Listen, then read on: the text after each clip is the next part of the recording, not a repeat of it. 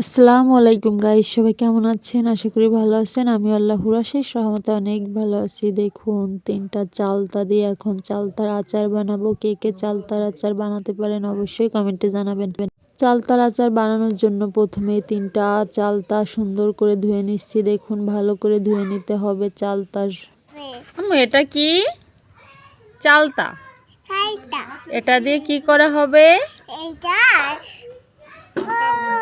আচার বানাতে হবে।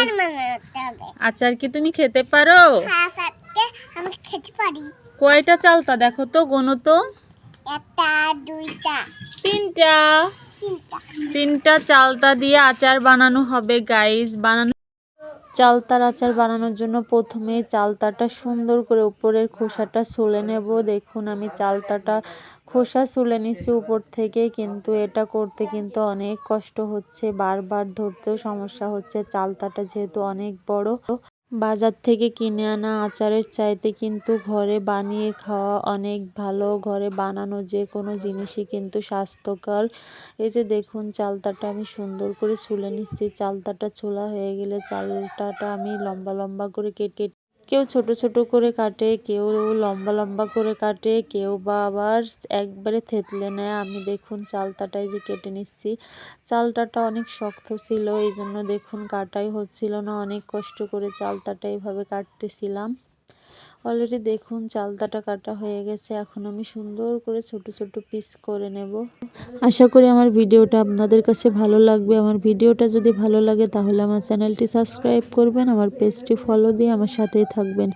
আপনাদের একটু সাপোর্ট ও ভালোবাসায় আমি সামনের দিকে এগিয়ে যেতে পারবো। আপনারা কে কে এই শীতে আচার বানিয়েছেন অবশ্যই কমেন্টে জানাবেন। এখন তো জলপাইয়ের সময়, এখন কিন্তু সব ঘরে ঘরে জলপাইয়ের আচার বানায়। আমরা কিন্তু জলপাইয়ের আচারও বানিয়েছি, আর এখন চালতার আচার বানাবো। জলপাইয়ের আচার, চালতার আচার যদি সকালবেলা শীতের সকালে যদি গরম গরম খিচুড়ি ভাতের সঙ্গে আচার হয় তাহলে তো কোনো কথাই নেই। এখানে দেখুন 2টা চালতা আমাদের সুন্দর করে কাটা হয়ে গেছে। এখন এইটা কাটলে হয়ে যায়। অলরেডি দেখুন সবগুলো চালতা আমি সুন্দর করে কেটে নিছি। এখানে 1 বল চালতা হয়েছে। দেখুন চালতা কিন্তু অনেক সুন্দর দেখা যাচ্ছে কেটে রাখা চালতাগুলো। এখন দেখুন সুন্দর করে ধুয়ে নেওয়ার পর এখানে একটু লবণ হলুদ দিয়ে সুন্দর করে মেখে নিচ্ছি। লবণ হলুদ দিয়ে মেখে নিলে কিন্তু আচারটা অনেক ভালো হয়। এই লবণ হলুদ দিয়ে মেখে নেওয়ার পর কড়াইতে পানি দিয়ে তার ভিতরে সবগুলো চালতা এখন আমরা ঢেলে দেব। দেখুন কড়াইতে একটু পানি দিয়ে দিচ্ছি, এর ভিতরে এখন সবগুলো চালতাই ঢেলে দিচ্ছি। চালতাটা সুন্দর করে ঢেলে দিয়ে একটু জাল করে নেব, একদম চালতাটা সিজে যাওয়া পর্যন্ত। যখনই চালতাটা নরম হয়ে যাবে তখন পাটা একটু থেতলে নেব। দেখুন চালতাটা জাল করা হয়ে গেছে, এখন পাটায় সুন্দর করে থেতলে নিচ্ছি। এরকম থেতলে নিলেই সমস্ত মশলা এর ভিতরে ঢুকবে, আর খেতেও কিন্তু অনেকটা টেস্টি হবে। আজকে এই চালতার আচার বানাতে বানাতে কিন্তু অনেক সময় ধরে একটা ভূমিকম্প হয়েছে, আর এই ভূমিকম্প কিন্তু আমার জীবনের প্রথম। অনেক সময় ধরে এভাবে অনুভব করতে পারলাম। এদিকে আচার বানাতে বানাতে দুপুর হয়ে গেছে, আর দুপুরবেলা আমার মেয়েটাকে খাওয়ানোর জন্য দেখুন চলে আসলাম খাবার নিয়ে। এটাই হচ্ছে আজকে আমাদের দুপুরের খাবার। আমার আম্মু আজকে দুপুরে মুরগির মাংস রান্না করছে, আর আলু দিয়ে লাউ দিয়ে মাছ দিয়ে ঝোল করছে। আজকে আমাদের দুপুরের খাবার এগুলো। আজকে আমাদের দুপুরের খাবারটা কেমন হয়েছে সবাই কমেন্টে জানাবেন।